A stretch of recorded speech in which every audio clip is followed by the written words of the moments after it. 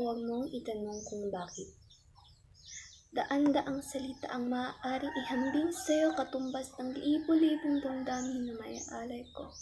Umaasa na magbigyang halaga at mapansin mo. Isang araw, nagulat ako, abot langit ang ngiti, sa wakas ay napansin mo. Napansin mo ako. Ako na araw-araw na-chat sa'yo.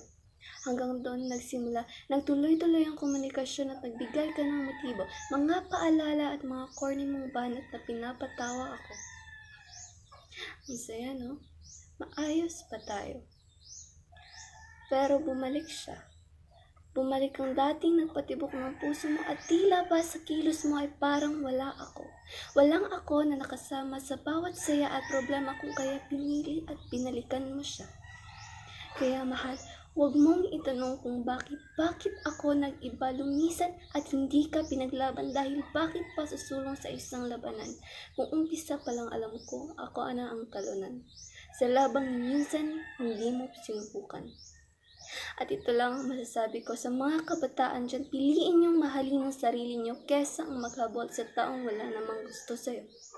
Dahil aanhin mo yan kung ang kapalit ay ang sarili mong kaligayahan.